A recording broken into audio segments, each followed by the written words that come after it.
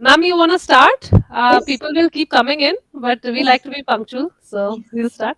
yes, let's start. Yeah, okay. All right. So thank you guys for joining us, and we have with us Catherine, ma'am.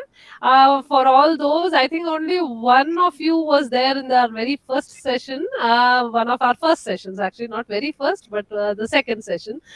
Catherine, ma'am, is the one who took that session. So long back, more than a year back, and we are happy to have her again here and so she's going to take stress management, which I think every person needs it. So yeah, thank you, ma'am. Over to you. Thank you. Thank you so much for having me over. Yes, so I hope all of you have something to jot down or write in. It could be your phone, your notepad, or pen and paper. Either anything is fine. Yeah. So our because the first activity would need you to write down things. So it's going to be this activity called What's on My Mind. Yeah. So what we're going to do here is it's just a 2 minute activity where I just want you to reflect on whatever is coming up at the surface of your mind. Yeah, and write down whatever is coming irrespective of punctuation, grammar, whether it makes sense or doesn't make sense, that's okay. And I've written an example here. So what's on my mind? I'm wondering what to say. Do I want to go to that room and what do I eat for lunch today? There is nothing on my mind, nothing on my mind. Okay, will this session help me? I wonder if I should exercise tomorrow. So it's going to be some just floating thoughts for 2 minutes. All right. So, anybody's got any doubts about this? No? Okay, all right. So, you can get your equipment to write ready and you can start now. Yes, you can do that right now.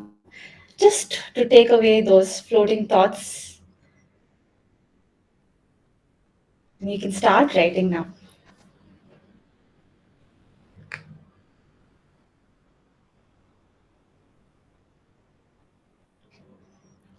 Don't analyze them, just keep it coming.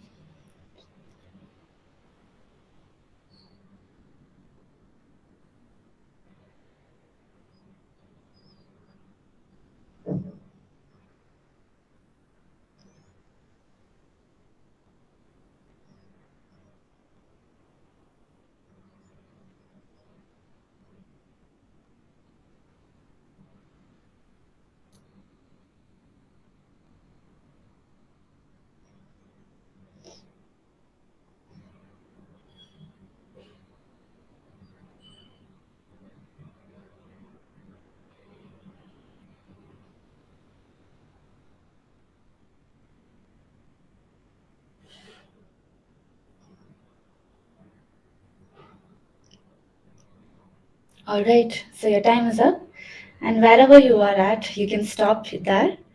Yeah, so you can use this activity when, say, before you have an important meeting or when you wake up in the morning, just to declutter your mind and let out those thoughts. Maybe when you put it down on paper, you might even know what's at top priority. Maybe things are not as stressful as it seems, or maybe there's something that needs to be attended to.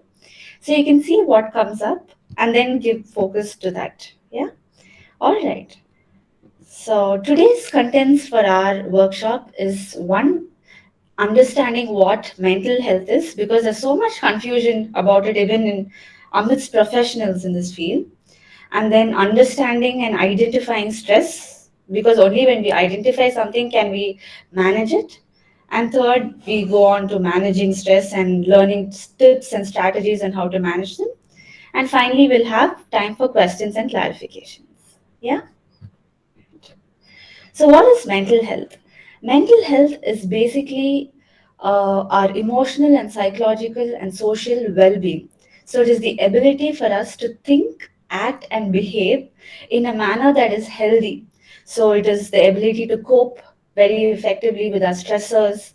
It is our ability to form relationships and have healthy social connections. So, this is what mental health is. And overall, it dictates our ability to live in society and have a healthy state of mind and body. So, now I'm going to present statements to you, and I want you to type in the chat box if you think it is a myth or a fact. Yeah? So, this is the first statement. Only people with mental illness have to pay attention to their mental health.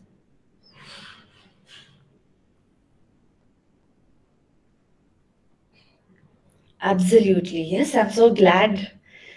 So, we all have mental health, and mental health is a spectrum. It is not a categorical concept. Somebody's, yeah. So it is not a categorical concept. So a lot of times we keep fluctuating from the white dots to the gray dots, and our main aim is to avoid getting to the place where the black dots are. Yes. So in order for us to avoid getting there, we need to maintain our mental health when it's already between white and gray. So all of us need to cater to our mental health. Next, good mental health is feeling good or happy all the time.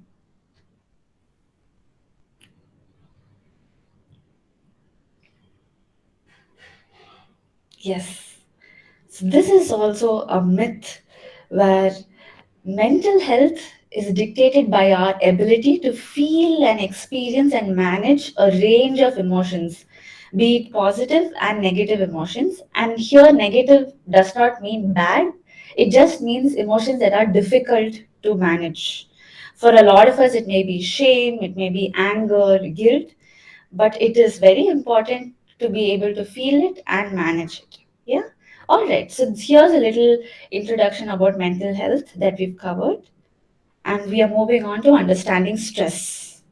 So stress is basically our response to a demand or a threat.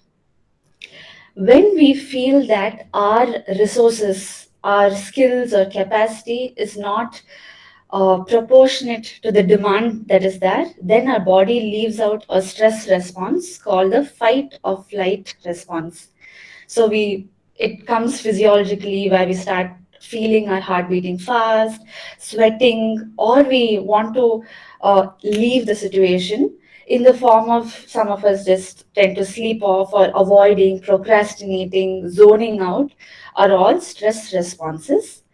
And contrary to popular belief, not at all times is stress a bad thing. Adequate portion of stress is important, which is what helps us prepare. So, say for example, if I was, did not have any stress, optimal amount of stress, I would not have anything for today's presentation. Nothing. I'll be very chill and bindas, and you know.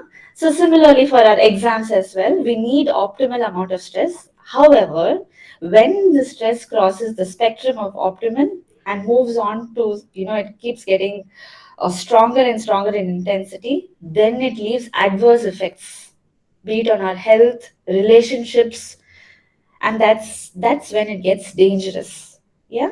So it's important to know these both two sides of stress. So what are these early warning signs of stress? When do we realize that we need to really cater to our mental health? One is either eating or sleeping too little or too much, and then you start noticing that you have low energy, you don't feel like doing much, which is unusual for you, something that you do not feel on a daily basis. That kind of energy, suddenly you start noticing your energy taper down. You're not imagining it. Please note that down as one of the warning signs. And you find yourself feeling confused, you're not able to take decisions, you're not able to think, and you're not able to process the world around you. Things seem to be traveling at a faster speed. I'm sure all of us may have even found ourselves feeling this during the time when the pandemic was setting in.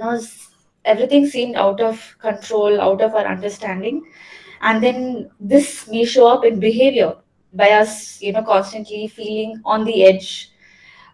Maybe our loved ones say things that are normal on a daily basis, but we notice ourselves snapping, being irritable, and then wondering, oh, why did I snap? That wasn't very much like me.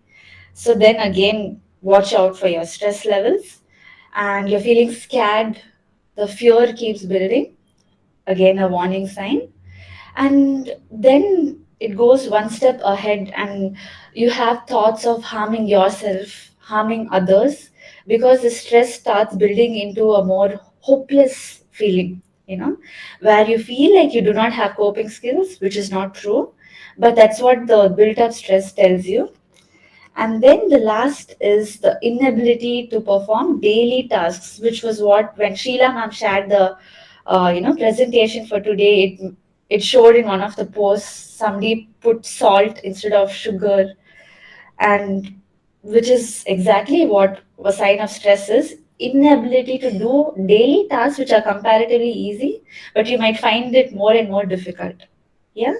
So what usually happens with these symptoms is, because it's not very observable and on paper, like our pains and aches and pains, we tend to think that we're imagining it and we just let it pass.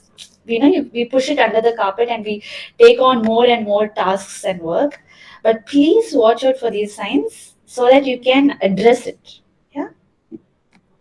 And what happens when we don't address stress is it leads to long term effects like back pain, migraines, physical symptoms, and cognitive symptoms like, losing out on memory, unstable mood, very low motivation, anger, and then behavioral problems like, teeth grinding, which again will lead to problems, nail biting, substance use, because somewhere, due to lack of healthy coping skills, the individual starts to look for short-term benefits, which again will lead to a lot of consequences that are problematic, relationship issues.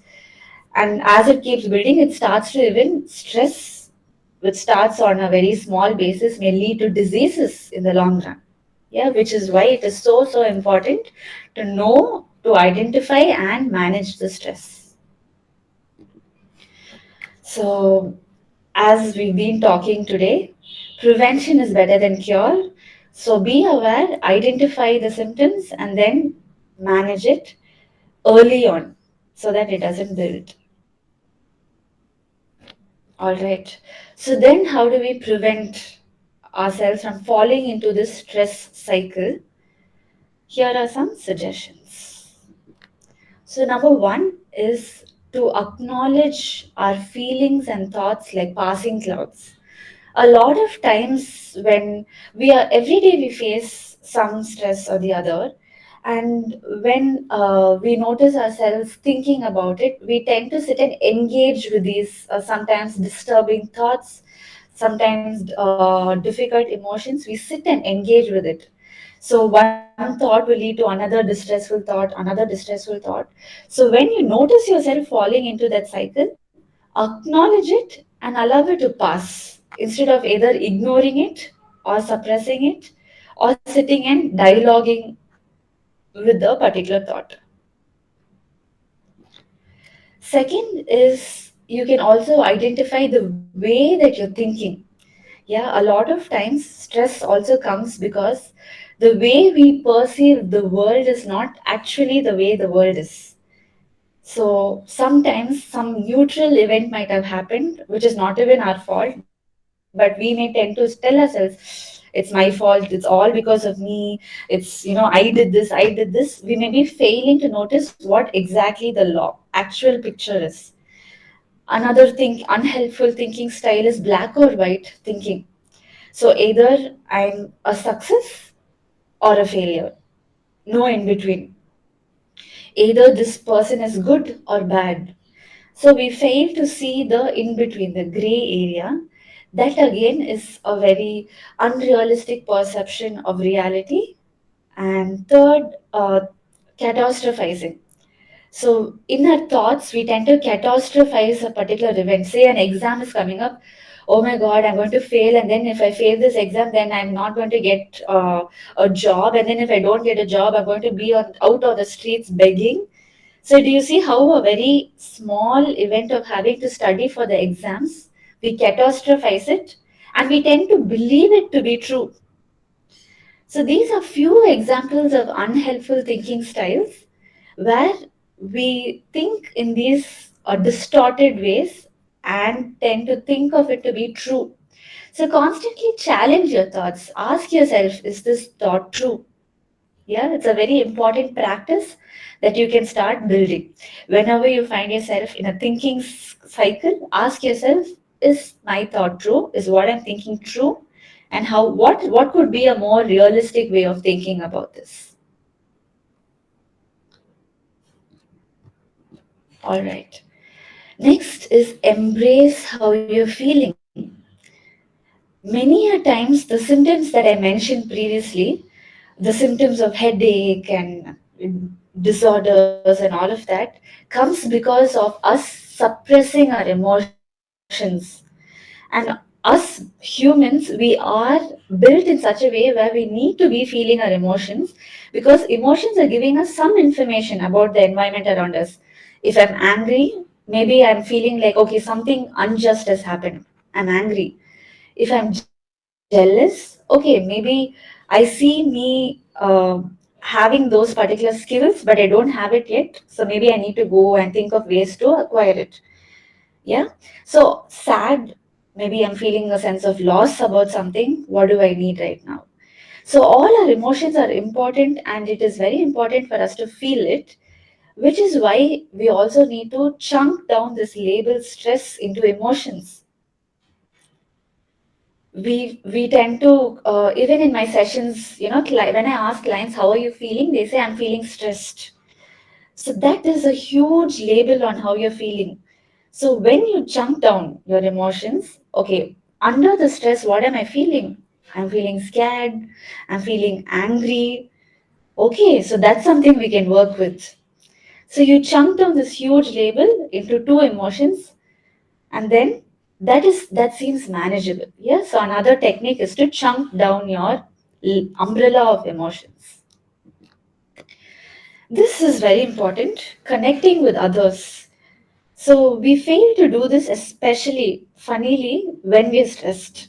We tend to slip into a cocoon, a shell, and we tend to block people out.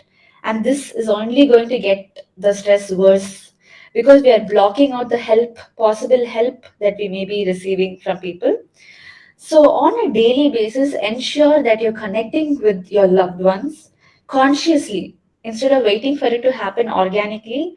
At least on a weekly basis, make sure that you are having some kind of connection with people, just having a phone call, talking about your day. Some kind of connection is very important for your mental health. And as that is important, me time is also important. A time where you can be alone with your thoughts, with your feelings, and where you can simply sit with them. And that can be done, say, just artwork, painting, music, something that you're doing on your own.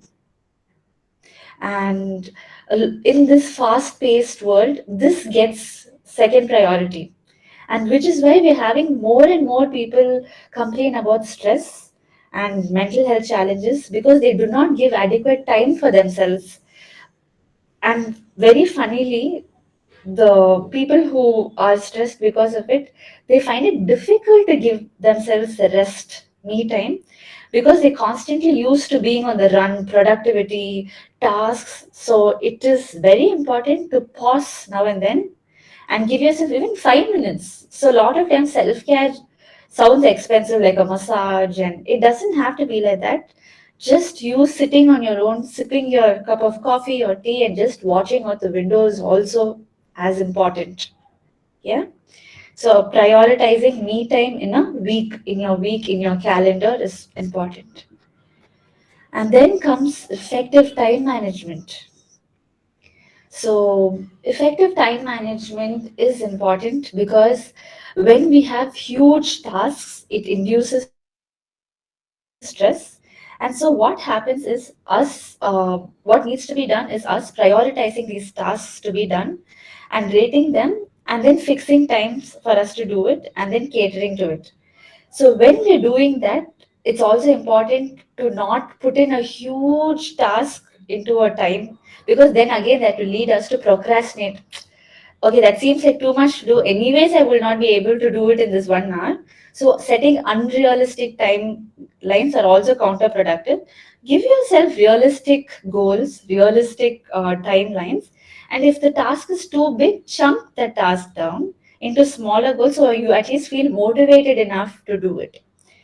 And as much as this is important, again, take breaks. When you're planning your day, add in those breaks so that it doesn't, you're not procrastinating to have a break. A break is already pre added into your schedule. So, working in short bursts and taking breaks are an effective way to manage stress. Next comes physical activity. So, physical activity again has been known to boost those hormones in our brain that help combat mental health challenges.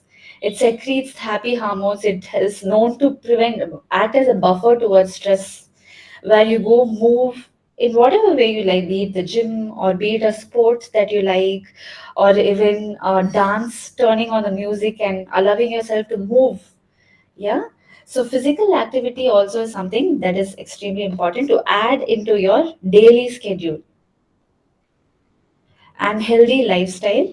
So, improper or inadequate vitamins in our body, say low vitamin D, iron, if we are not having adequate sources of vitamin B, B12, all of that is also known to push our mental health towards mental illness. So, biologically, also make sure that you're eating healthy, adequate greens, nuts, yeah, and having adequate sources of these vitamins. If not, at least monitor it through blood test so that it doesn't creep up on you. So you don't find yourself suddenly feeling low. Check your vitamin D, especially since again we are going into a lockdown. It is important for you to be in a conversation with your doctor and make sure that your vitamins are fine. Because a lot of times this goes ignored, this part of mental health, our food intake, our vitamins, and how it has an impact on our brain. So watch out for that. And then also under healthy lifestyle comes sleep hygiene.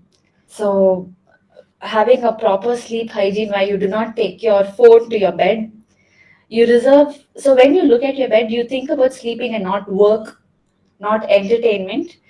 You have a separate space, even in your bedroom, you have a separate space for your entertainment work, but not the exact place where you sleep. Because then, when you hit the bed, then your brain associates it to that arousal, where you feel like, okay, now I'm going to sit and watch Netflix, and it's very difficult to fall asleep, especially since a lot of us have moved our work to home. It's important to have certain hygienic habits and boundaries. Yeah. So these are a couple of things that you can have with respect to a healthy lifestyle. This is also important. So a lot of us have difficulty in saying no. So we take up a lot of tasks and then we end up feeling stressed because purely because of our difficulty to say no. And then we also find that we are all human. Our capacity is only so much. And when we say yes to person A, B, C, D, and E, we may not even be able to give it our best shot. That again will lead to stress. Yeah. So allowing yourself to prioritize yourself, learning to say no, and also learning to manage the guilt that comes along with saying no is an important life skill. Yeah, which only comes with practice. So start saying no today. From today, prioritize yourself, understand where you end and where the other person starts, so that again you don't end up feeling stressed about all the things you said yes to. Yeah. And then when things get overwhelming, when say a lot of things come up at the same time, allow yourself to talk to yourself in a manner where you look at it one day at a time. So ask yourself, what do I need for today? Especially when you're stressed, your mind will take you to the future. Oh my God, what am I going to do then? What am I going to, how am I going to talk to that person?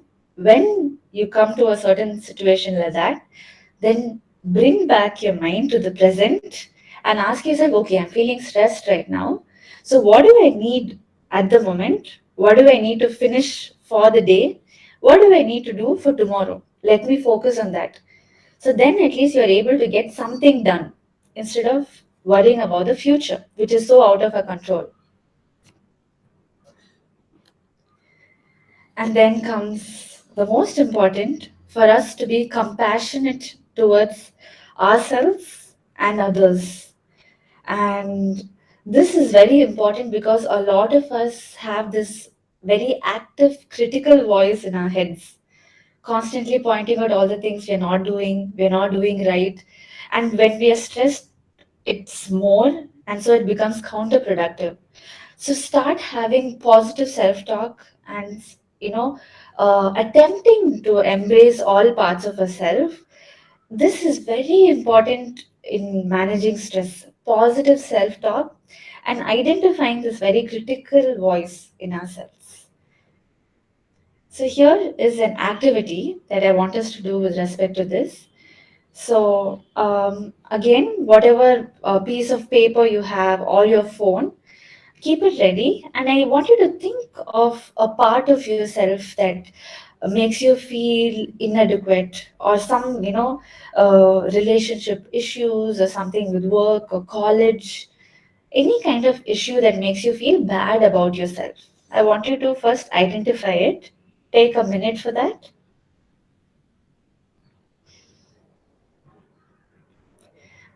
An issue or a part of yourself that you're constantly having difficulty in accepting.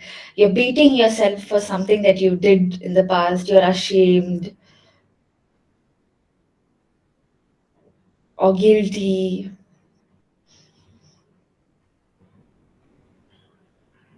Yeah.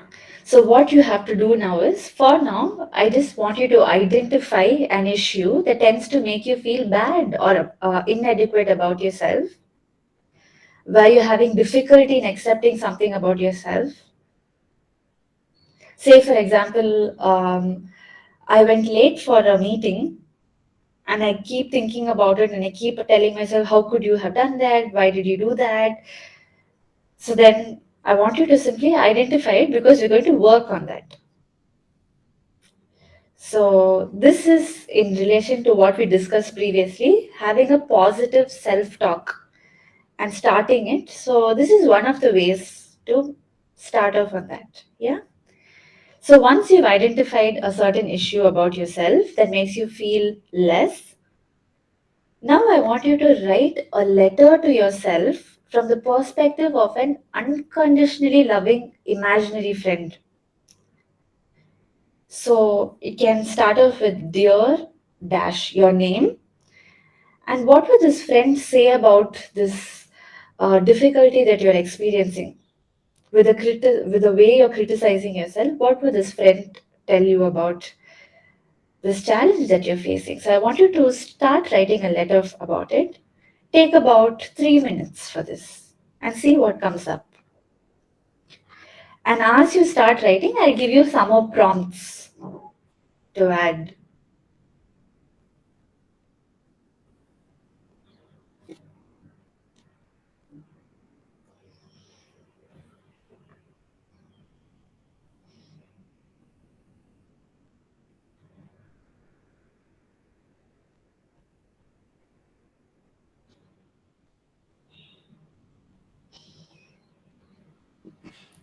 So, what would this friend say to you about your flaw from the perspective of unlimited compassion? So, there is no conditions. That friend is just extending unlimited compassion towards your perceived flaws, something that you're stressed about. What would this friend tell you? You can write that in your letter. And how would this friend convey this compassion when he or she sees you judging yourself for it so harshly?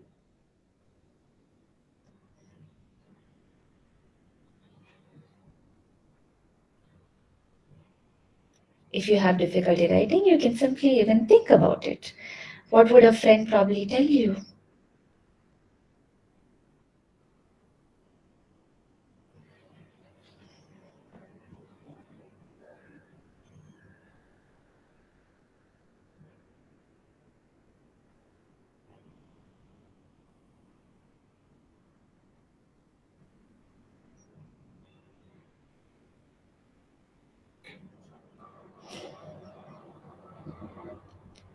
And what would this friend write in the letter to remind you that you are only human, that all people have both strengths and weaknesses?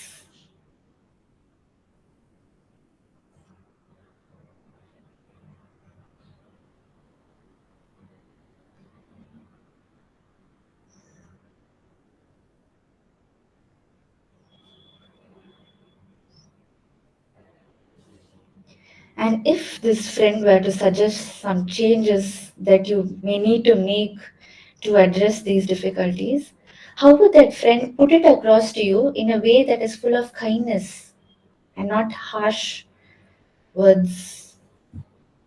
Add that in your letter as well.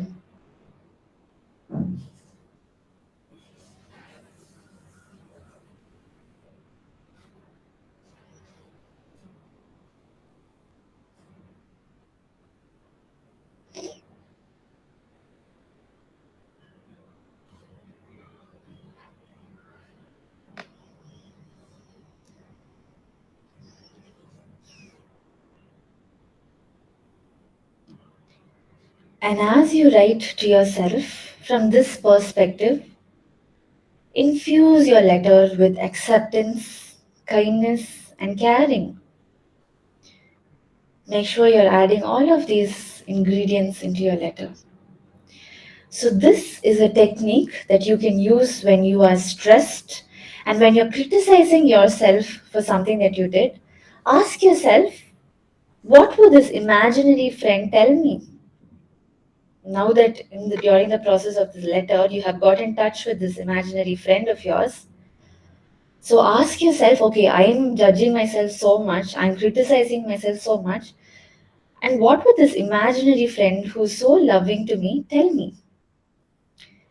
And then ask yourself if you can take in some of that compassion. Yeah. So positive self-talk is important in managing stress. And the way to do it is first to identify yourself engaging in self-criticism. All right. So shall we move on? Anybody has any questions here up until now? Oh, all right. So we're moving on into certain techniques that you can follow on a here and now basis to manage stress. And one thing that you can taste. If you can't taste, then you can remember a favorite taste of yours, a favorite dish. Yeah. So now what happens with this 5 4 3 2 1 technique is, remember in the beginning I told you stress happens when your body goes into a fight or flight response. At that point of time, when you are sitting and using your five senses, you're telling your body, hey, I'm not in danger. Because, of course, when you are in danger, you wouldn't be sitting and thinking about what five things you can see around you. And yeah, so stress is nothing but your body goes into a survival mode. And using these grounding techniques, you're telling your body that, hey, you're safe, you're fine. You're telling your brain that you're not going to die, and that's why you're using these 5 4 3 2 1 to operate your senses. Yeah. And then the last is to very important, as we've discussed, is to be in touch with your thoughts and feelings. So now and then on a daily basis, stop and ask yourself, what am I feeling right now? Am I feeling sad, hungry? It could be anything. And when you identify that feeling, ask yourself, what do I need? What is this feeling telling me? Where is this coming from? Yes, give yourself space and time to be in touch with your feelings. And then another technique that we discussed is asking yourself, is this thought true? A lot of times our thoughts lie to us during stressful situations. It tells you you can't manage it, it's going to be the worst, the person is you're going to meet is going to hate you. Challenge it. Ask yourself, is this thought true? Yeah. And engage in positive self-talk along with all the lifestyle changes that we discussed. Yeah. All right. So we've come to the end of our stress